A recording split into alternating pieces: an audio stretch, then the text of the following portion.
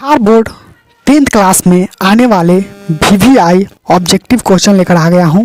अगर ये सारे प्रैक्टिस आप करते हैं, ये सारे क्वेश्चन का प्रैक्टिस करते हैं तो आपको एग्ज़ाम में जब बैठिएगा तो आपको कॉन्फिडेंट फील होगा और आप अच्छे से एग्ज़ाम में अपना परफॉर्मेंस दिखा सकते हैं।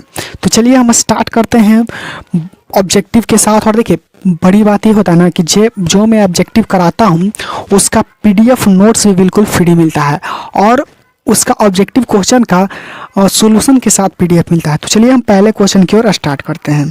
पहला क्वेश्चन आपके सामने है कि यदि किसी अवतल दर्पण ध्रुव से उसकी फोकस दूरी, या देखिए कोई अवतल दर्पण है, ठीक, रुक जाइएगा, कोई अवतल दर्पण है, ये क्या है, अवतल दर्पण,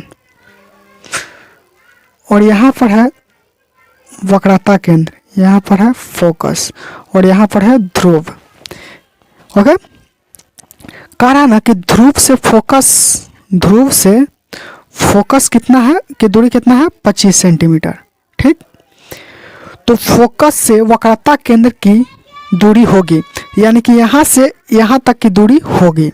तो देखिए क्या होता है ना कि ये जो होता है यहाँ से यहाँ तक, ये बिल्कुल बीच से होता है फोकस, यानी कि जितना यहाँ से यहाँ तक की दूरी होगा उतना ही यहाँ से यहाँ तक की होगा। तो यहाँ से यहाँ तक की दूरी कितना है, 25 सेंटीमीटर। तो जितना ये दूरी होगा इतना भी ये भी होगा, तो ये भी हो जाएगा 25 सेंटीमीटर। इसका राइट आंसर हो जाएगा ख। चलिए अगला देखते हैं।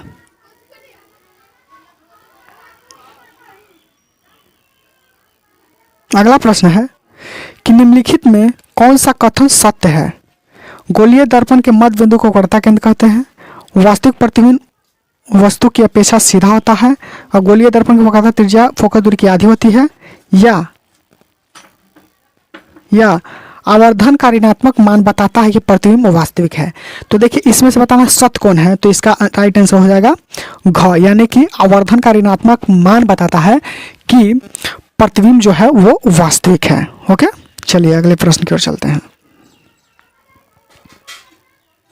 चलिए अगला प्रश्न है आपके सामने है कि निम्नलिखित में कथन असत्य है। कौन सा कथन असत्य है।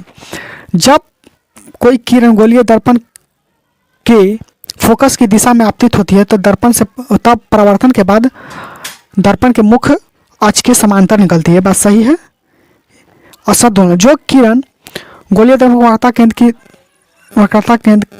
वक्रता केंद्र की दिशा में दर्पण पर पड़ती है तो परावर्तन के बाद उसी पथ में लौट जाती है, यह भी सही है।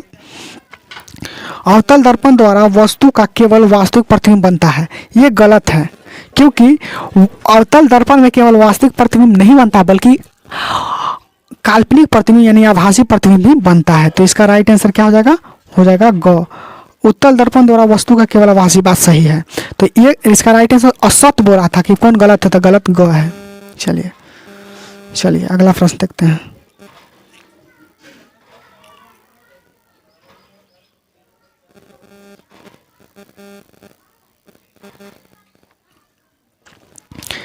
किसी गोलीय दर्पण पर जब आपतित किरण उसके वक्रता केंद्र से गुजरती है तब परावर्तित किरण क्या होती है, दर्पण और ध्रुव से होकर गुजरती है, पूर्व पथ पर लौट जाएगी, दर्पण के फोकस से गुजरेगी या मुख्य अक्ष के समांतर। तो इसका राइट आंसर हो जाएगा ग, पूर्ण पथ पर क्या होगा, लौट जाएगी। तो इसका राइट आंसर हो जाएगा ग, यानी कि ग हो जाएगा।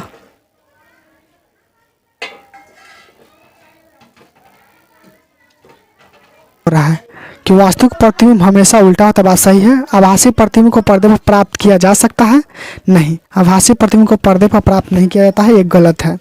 वास्तविक प्रतिबिंब को पर्दे पर, बात सही है। आभासी प्रतिबिंब हमेशा सीधा होता है, ये भी सही है, यानी कि ग आंसर हो जाएगा। ओके, चलिए अगला प्रश्न देखते हैं। अगला प्रश्न है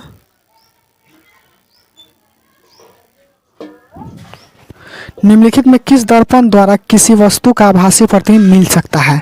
आभासी प्रतिबिंब, समतल द्वारा आभासी प्रतिबिंब मिल सकता है, अवतल दर्पण द्वारा भी आभासी मिल सकता है, उत्तल दर्पण द्वारा भी आभासी मिल सकता है, तीनों प्रकार के दर्पण, यानी कि हो जाएगा घ। चलिए अगला प्रश्न देखते हैं।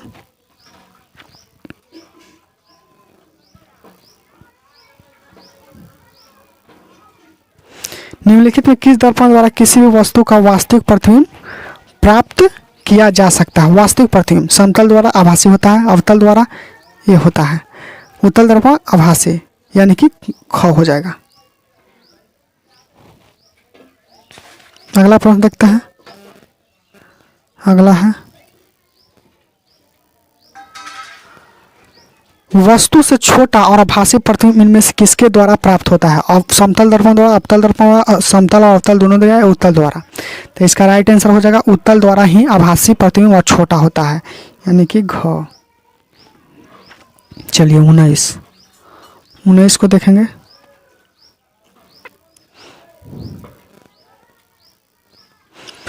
कहाँ पर स्थित होने पर वस्तु का वास्तविक प्रतिबिंब अवतल दर्पण के वक्रता केंद्र पर बनता है? दर्पण के बिल्कुल पास, वक्रता केंद्र पर, या फोकस पर, या अनंत पर। तो इसका राइट आंसर हो जाएगा ख। इसका राइट आंसर ख, वक्रता केंद्र पर। 20वां देखेंगे।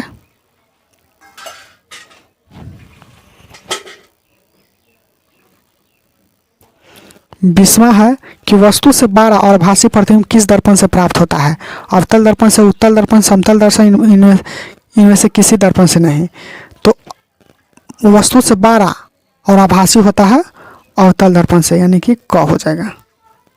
और देखिए अभी इसका सॉल्यूशन कराया है, उसका पीडीएफ मिलेगा वीडियो के डिस्क्रिप्शन बॉक्स में, वहां से डाउनलोड कर लीजिए। लिखा रहेगा पीडीएफ, उस पर क्लिक कीजिएगा तो आपको मिल जाएगा। आज की वीडियो इतना ही, तब तक के लिए धन्यवाद।